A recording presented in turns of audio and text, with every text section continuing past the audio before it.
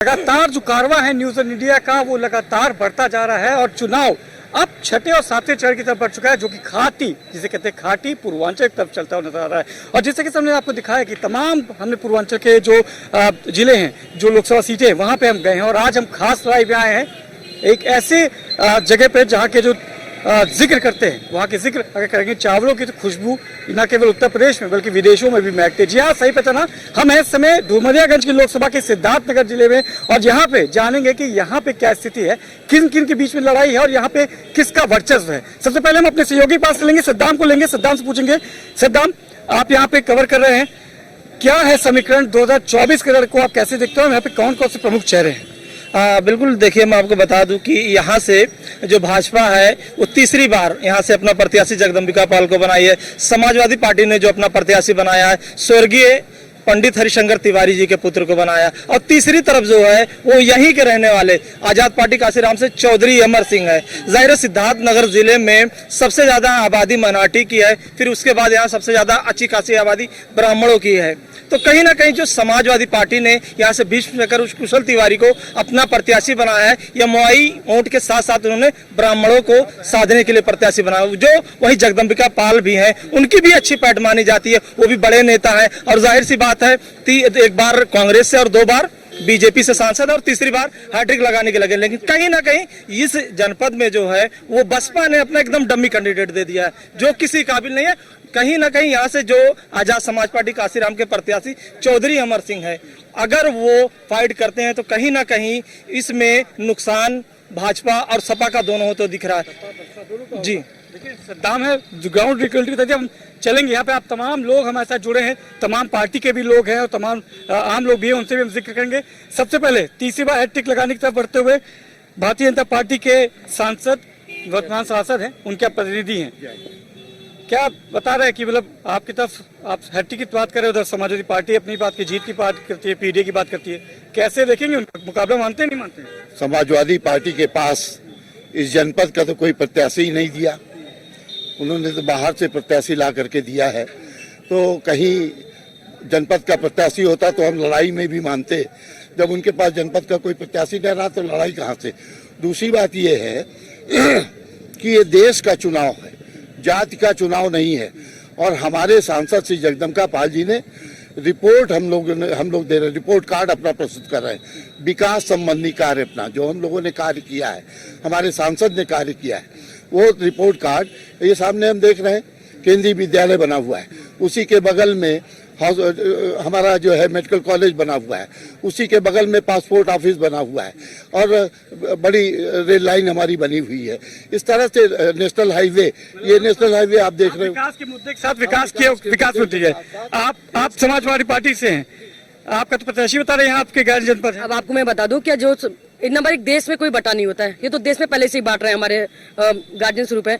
दूसरी ये बताइए, जो सांसद जी थे जगदम्बिका पाल जी, वो भी तो बस्ती के आए हुए हैं, इस जिले ने उनको स्वीकार किया, वो खुद बाहरी थे, लेकिन ये जिला तो बाहरी थे भाई, बस्ती के थे। 2004 में उन्होंने यहाँ पे चुनाव लड़ा, उनको यहाँ के लोगों ने बाहरी माना, उनको यहाँ के लोग, इनका कहना है कि पहले आप बस्ती, मैं उसी बात को तो कह रहा हूँ, 2004 में यहाँ से चुनाव लड़े, उनको यहाँ से बाहरी माना और वो हरा दिया, जनता ने उनको अस्वीकार कर दिया। वहाँ उन्होंने अपनी जमीन खरीदी, मकान बनाया, वोटर लिस्ट में उनका नाम है, परिवार चुनाव में लड़े और यहाँ पे चुनाव जीते।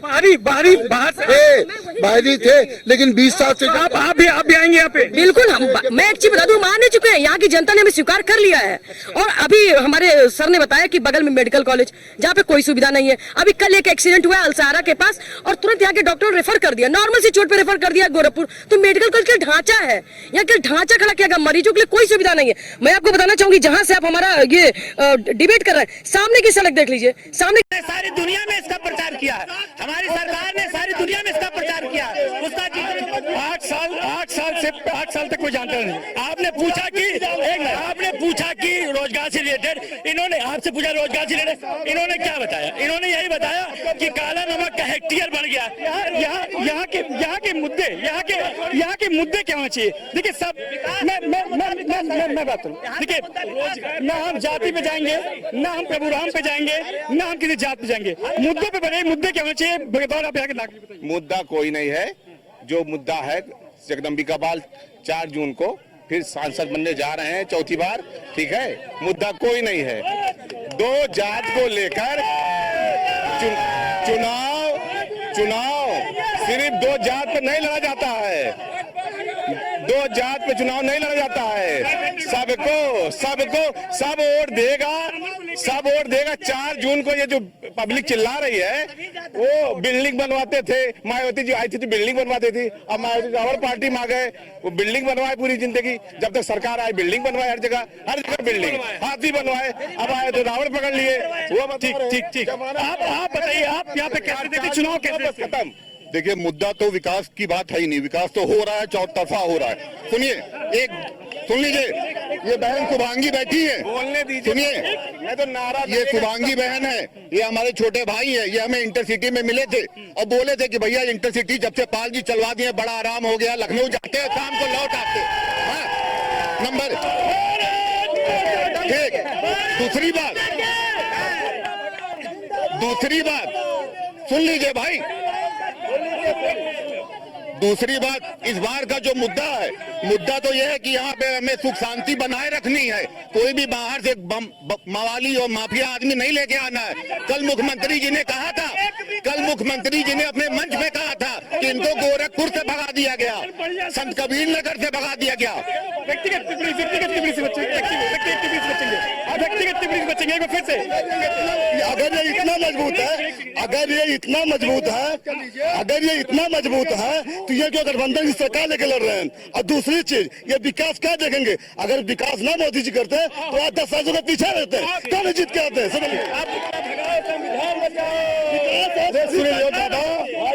तभी सरकार है। हाँ बोलिए, प्रश्न बताइए। भाई यहाँ के चुनाव देखिए, यहाँ चुनाव बता रहे हैं कि बीजेपी प्रभु राम को लेकर लड़ती है, अपने किए हुए कामों को लेकर लड़ती है। कहते हैं आपने काम नहीं किया, वो कहते हैं कि जातिगत चुनाव हो रहा है। आपको क्या लगता है यहाँ का चुनाव? हमारा कहना यह है कि 14 में जनता ने मोदी जी पर विश्वास करके मोदी जी को बागडोर सौंपा और 14 से लेकर 24 तक 3 चुनाव, 14, 17, 19 और 22, 2 लोकसभा 2 विधानसभा, 3-4 चुनाव मोदी जी के, योगी जी के कार्यक्रम पे, उनकी योजनाओं पे हिंदुस्तान की जनता ने, भारतीय जनता ने विश्वास कर करके अपना मत कपल में दिया और उनको सरकार बना। उनके काम में देखिए,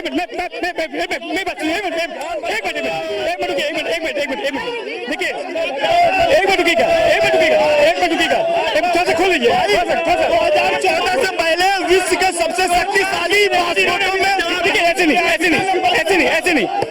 नहीं होगा, ऐसे नहीं, किसी को नहीं। आप थोड़ा सा खोलिए, थोड़ा सा कपड़ा खोलिए, ऐसे नहीं हो पाएगा। ठीक है, एक सेकंड। जो ये लोग विकास के बारे में बात कर रहे हैं, एक भी विकास के बारे में बताए ना कि मोदी ने क्या विकास किया है। डुमरियागंज के विकास की बात है, मोदी जी पे चुनाव क्यों लड़ रहे हैं? यहाँ के सांसद जी के विकास के बारे में बताइए ना। आप मुख्यालय जाइए, ना सड़क ठीक है, ना शिक्षा ठीक है, कुछ भी तो नहीं। सांसद जी के प्रतिनिधि हैं आप थोड़ा सा आगे ये कह रहे हैं कि आप मोदी के नाम पे चुनाव मत लड़िए। आप चुनाव मोदी के नहीं, तुमने अभी तक जवाब ही नहीं दिया आपको। ये केवल हुल्लड़ करना जानते हैं और हुल्लड़ कर रहे हैं। मैं विकास के बात आपसे बता रहा हूँ। उत्तर प्रदेश के 8 जनपद आकांक्षा जनपद थे। उत्तर प्रदेश के 8 जनपद आकांक्षा जनपद थे, उसमें सिद्धार्थनगर का नाम सबसे पहले नंबर पे था। और आज जो है ये विकासशील जनपद में अब हम आकांक्षा जनपद से बाहर हो गए, तो बगैर विकास के हुआ है। बस्ती के ठेकेदारों को समय की कमी है। मैं आप लोग से आखिरी के सवाल लूंगा, आप तीनों से। मैं समय का कमी है, मैं आखिरी में आप लोग से लूंगा, आपके आने वाले 5 सालों के क्या मुद्दे रहेंगे? 5 बता दें। 5 सालों में हमारे मुद्दे हैं। पहले तो हमारा पिट तैयार हो रहा है रेलवे का, और यहाँ से सिद्धार्थनगर से 4 महानगरों को जोड़ने के लिए ट्रेनें चलेंगी, नंबर 1। नंबर 2 ये है कि यहाँ पे इंडस्ट्रियल स्टेट बनवाने जा रहे हैं। तीसरा ये है, नहीं बना, करना ही इनका मकसद है। आपने 5 बताइए कि आपके मुद्दे। मेरे राष्ट्रीय अध्यक्ष जी आए थे, उन्होंने बताया था। सुन लीजिए, सिद्धार्थनगर को जोड़ने वाला एक्सप्रेस वे बनवाएंगे, महिलाओं को 8,500 महीना मिलेगा। सबसे पहले मुख्यालय का सड़क ठीक होगा, मुख्यालय में डॉक्टर बैठेंगे, यहाँ पे डॉक्टर बैठेंगे और शिक्षा ठीक होगा। ये हम लोग का मुद्दा है। ठीक बताइए। अरे भाजपा जो संविधान के खत्म करे चाहे कि भाजपा जो है कल लोकतंत्र के समाप्त करे चाहे भाजपा देश के खत्म करे चाहे ये संविधान खत्म होना, क्या लगता है संविधान खत्म हो पाएगा? संविधान खत्म होने का हमेशा जिक्र करते हैं। क्या सबसे ज्यादा संविधान में संशोधन कांग्रेस के शासनकाल में हुआ है और हमारे नेताजी ने मैं पूछ रहा हूँ, मैं प्रश्न पूछ रहा हूँ। एक मिनट ऐसे नहीं हो पाएगा। महिला भी है, थोड़ा सा पीछे। आप बताएं क्या कह रहे थे? मैं कहना चाहता हूं, आज जो भी विपक्षी हैं, दबंग माफिया गुंडा राज का खात्मा हो रहा है, भ्रष्टाचार का नाश हो रहा है। इससे ये बफला करके जो है अनाप शनाप की बातें करते हैं। राष्ट्रवाद की स्थिति कोई करता है तो भाजपा करती है। अब जगदम्बिका पाल ने जितने विकास के काम हैं, चाहे मेडिकल कॉलेज हो, चाहे केंद्रीय विद्यालय हो, चाहे ट्रांसपोर्ट ऑफिस हो, चाहे ये 4 लेन की सड़कें हो, चाहे रेल लाइन हो, ये सारा विकास जगदम्बिका पाल के प्रयासों से। भाई साहब एक चीज बताइए, अब तक हमारे देश में, मैडम एक मिनट सुन लीजिए, अब तक हमारे देश में 7 सुनिए एम्स अब तक 2014 में 7 थे, इस समय 23 है। और खाद कारखाना, सुन लीजिए भाई साहब, खाद कारखाना जो वर्षों से बनता, खाद कारखाना, चलिए ठीक है, आपके मैंने आप ये इनसे कंपनी बनाई, ऐसे सदाम मिलो को ऐसे नहीं, मुझे ऐसे नहीं, 2014 से पहले विश्व में सबसे शक्तिशाली पासपोर्टों में 82 नंबर 95 में है। 2014 में क्रूड ऑयल की कीमत 160। ठीक है, कल माननीय मुख्यमंत्री जी ने मंच पे कितने अशोभनीय शब्दों से हमारे प्रत्याशी को कहा कि यहाँ से भगा रहे। वो माननीय मुख्यमंत्री जी उन पे क्या शोभा देता है? और ये बताइए, हमारे प्रत्याशी गुंडा कह रहे हैं। माननीय मुख्यमंत्री जी के बनने से पहले उनके पास कितने मुकदमे थे। असली गुंडे तो वो थे, वो गुंडे नहीं है, उनके बीजेपी में ज्वाइन किए वो गुंडे नहीं थे। आपका पहली बात तो भाई लुक बहुत अच्छा लगा, स्मार्ट बहुत लग रहे हैं। अब बताइए अपनी बात। जी, मैं संस्कृत का छात्र हूँ, अध्यापक हूँ। यह जो भाजपा सरकार है वह ब्राह्मण विरोधी सरकार है, संस्कृत विरोधी सरकार है।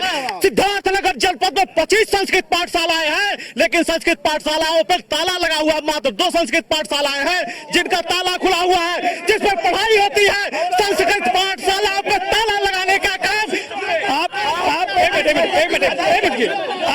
आपके पास लग रहा है कि ब्राह्मण विरोधी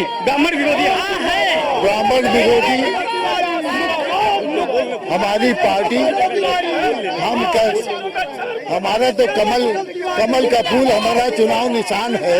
माता लक्ष्मी की हमारी सवारी है। हम ब्राह्मण विरोधी हो ही नहीं सकते। हम पे तो इस बात का आरोप है कि हम सनातन समर्थक हैं। ब्राह्मण विरोधी कहाँ से हो जाएंगे? तो सनातन समर्थक ये कहते हैं कि सनातन को लेके, राम को लेके, आप धर्म को लेके चुनाव लड़ते हैं। नहीं, ये गलत है। हमने विकास को लेकर के चुनाव लड़ा है। हमने विकास के मुद्दे पे चुनाव लड़ा है। हमारे सांसद ने विकास किया है। मैं रिपोर्ट कार्ड जो है उसको जो है ये केवल हल्ला मचाते हैं। मैं कहना चाहता हूँ केंद्रीय विद्यालय बनवाना भी 25 तारीख को चुनाव है। अब हवाएं ही करेंगी रोशनी का फैसला।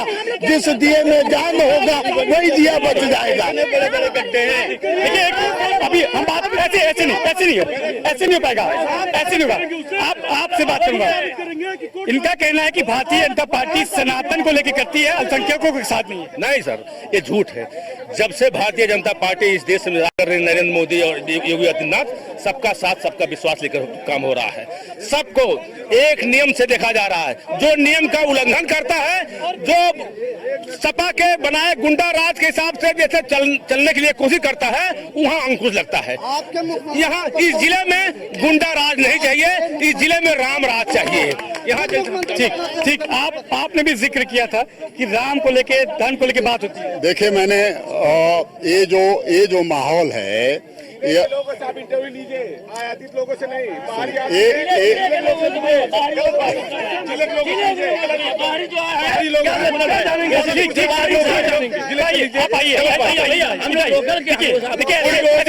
बुलडोजर मुसलमानों का घर गिराता था, तब ये लोग कहते थे आज आज आज ब्राह्मण को टिकट मिल गया, आज 15 लाख नहीं मिला तब नाराज हो गए लोग।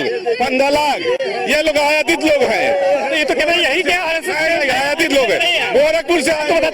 ये लोग पर्चा कैंपेनिंग के लिए आए हैं, खाली झूठ बोल रहे हैं। आप ये बताइए कांग्रेस और समाजवादी की सरकारों में 1000 रुपया भेजा जाता था, 100 रुपया मिलता था। ऐसे नहीं हो पाएगा, ऐसे नहीं पाएगा, नहीं आप, मैं कह रहा हूँ ऐसे सामने होकर नहीं हो पाएगा। आप अपनी बात ये इनका चरित्र है और इस चरित्र में हमारे जैसे लोग अपनी बात नहीं कह पाए। ठीक है, देखिए आप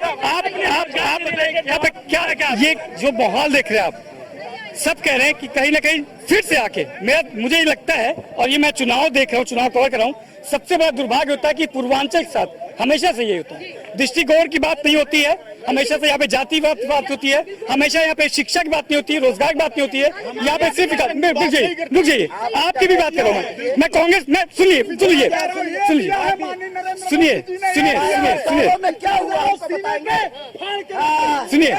देखिए आप मुद्दों की बात होनी चाहिए कि आपको क्या चाहिए। देखिए एक शख्स से बहुत देर से कुछ कहना चाहते हैं, बताइए यूथ क्या चाहता है? अग्निवीर आया 5 साल के लिए, और जो 80 साल 70 साल के वो रिटायर नहीं होंगे। शिक्षा पे जीएसटी 18% और डायमंड पे 3%। बिजली सबसे यूपी में सबसे महंगा है, 7 रुपया यूनिट। गरीब जनता हाँ तरा कर रही है। ये मुद्दे ये मैं किसी पार्टी से नहीं हूँ, आम बुनियादी बात, आम पब्लिक की बात सुनिए। आम पब्लिक तो ये होने दीजिए ना। फिर से आप व्यक्तिगत, आप लोग से अनुरोध है, किसी भी पार्टी के किसी भी प्रत्याशी के लिए या किसी पार्टी के लिए व्यक्तिगत टिप्पणी नहीं करेंगे। आप मुद्दों पे लड़िए, आप मुद्दों पे बात करिए ना, मुद्दों बात करें करेंगे। मैं आपसे कह रहा हूँ, मेरी बात सुनिए, लोकल मुद्दे पूछ रहा हूँ ना, लोगों के मुद्दे बताइए। तो ये जैसे इन्होंने बताया, उनसे पूछ रहा हूँ मैंने आपकी बात कर रहा हूँ, उनसे प्रश्न आप पूछे तो बताइए।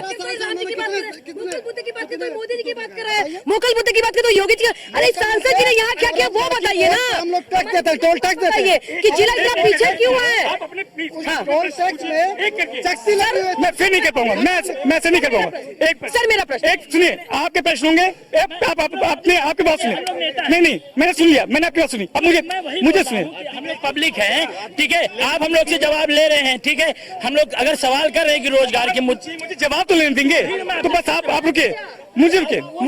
अच्छा आप सवाल बताइए, सवाल पूछिए, एक सवाल जल्दी। हाँ, कि मेरा एक ही सवाल है कि सांसद जगदम्बिका पाल ने 15 साल में यहाँ कितनी फैक्ट्रियां खुलवाई, ये बता रहे। यहाँ पे विकास क्या हुआ है, कौन से रोजगार मिले हैं बताइए।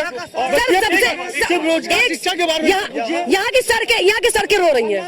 आज भी 12th के बाद प्रोफेशनल स्टडीज के लिए लखनऊ और दिल्ली ही जाना पड़ता है। मेडिकल कॉलेज देख लीजिए, यहाँ की बुनियादी जो शिक्षा है उसमें देख लीजिए, स्वास्थ्य है।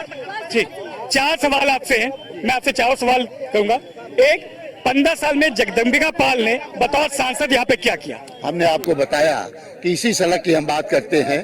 अभी यही बगल में हमारे केंद्रीय विद्यालय है, उसके बगल में मेडिकल कॉलेज है, उसके बगल में पासपोर्ट ऑफिस है, उसके बगल में जो है नेशनल हाईवे है, ये भी हमारे नेशनल हाईवे है। तो मतलब हमने और हमारी जो ब्रॉड गेज हमने बनवाया, हमारी 4 ट्रेनें 4 महानगरों के लिए ट्रेनें यहाँ से बहुत जल्द चलने जा रही हैं। और मैं एक बात पूछ रहा था, एक सवाल मैं भी और हमारे साथियों से भी पूछ रहे। हमारे सांसद 2 बार हमारे कुशल तिवारी जी खलीलाबाद से सांसद थे। चलो यहाँ आपने काम नहीं किया, लेकिन खलीलाबाद में क्या काम किया यही आप बता दो। 2 बार आप वहाँ पे सांसद थे, 2 बार आप सांसद थे वहाँ पे, आपने वहाँ पे क्या काम किया है? साल में आपके कुशल तिवारी जी ने क्या किया, अभी उनका भी प्रश्न है, उसका भी जवाब। ठीक है, बताइए। इनका कहना खलीलाबाद से 2 बार आपके कुशल तिवारी जी सांसद थे, आप कौन थे?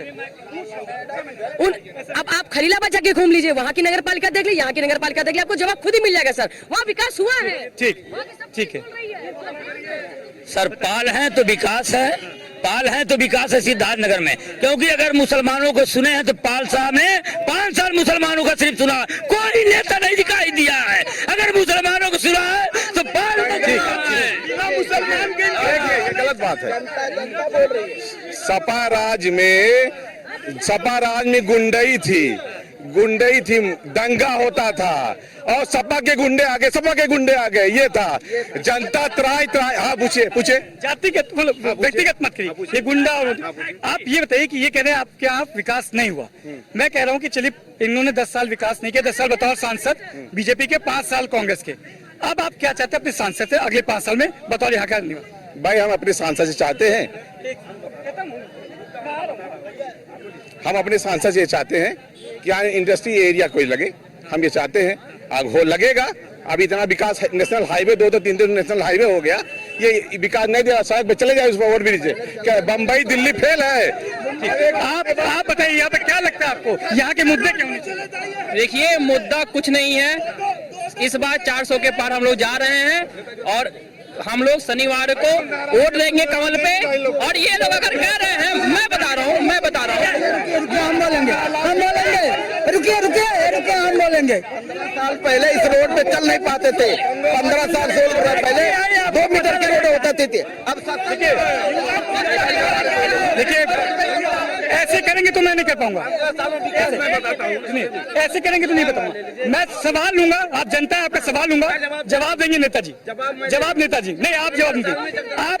आप ये बताएंगे 5 साल में आपको चाहिए क्या? 15 साल में आपको 5 साल में चाहिए क्या? नहीं, मैं सुनूंगा नहीं। आप नहीं बताएंगे, वो बताएंगे ना, वो बताएंगे ना। आप कौन है? आप प्रतिनिधि हैं, आप प्रतिनिधि हैं, आप वो बता रहे ना। सवाल दे रहा हूँ कि 15 साल में जगदम्बिका पाल ने किया क्या, ये बताइए। 70 साल का बाप बुढ़ा हो गया, जो लैंग्वेज देगा लड़के को वही तो सीखेगा, तो 15 साल का बच्चा क्या करेगा, ये बताइए हमको। जब 70 साल का बुढ़ा होकर के वो लैंग्वेज दिया है और उसका 15 साल का बच्चा क्या करेगा?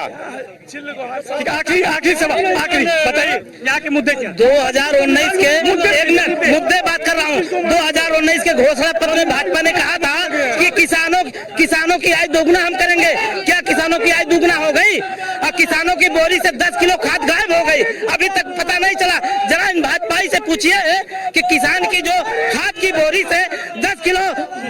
समय की कमी है हमारे पास, समय कमी। और देखिए विकास की बात होती है और विकास की चर्चा होती है, पर सबसे इम्पोर्टेंट है, सबसे दुर्भाग्य है उत्तर प्रदेश के पूर्वांचल का कि यहाँ पे जिक्र, जब आप विकास की बात करेंगे, आप अपने मुद्दे पूछेंगे तो मुद्दे पे बात नहीं होगी। यहाँ पे बात होगी जातिगत पे, आपकी कैंडिडेट पे, आपके जात पे, धर्म पे, पर विकास को लेके मुद्दे यहाँ पे नहीं होते। शायद यही दुर्भाग्य है पूर्वांचल का। और इसको जब यहाँ की जनता समझेगी, जब यहाँ की जनता मानेगी और जनता जानेगी कि हमें अपने मुद्दों को लेके, अपने मुद्दों पे अपने वोट करना है, तो शायद इस पूर्वांचल का उदय होगा। इस पूर्वांचल से, जहाँ से कहता है पूर्वांचल में सूर्य उदय पहले होता है, तो शायद विकास का भी उदय यहाँ से होने लगेगा। हालांकि त्रिकोणीय मुकाबला है डुमरियागंज में, और यहाँ की जनता और नेताओं को आपने सुना। अगले सफर में फिर जुड़ेंगे किसी एक नए लोकसभा से, किसी और नए से, जानेंगे कि वहां की जनता का लोकसभा के रण का रंग क्या है।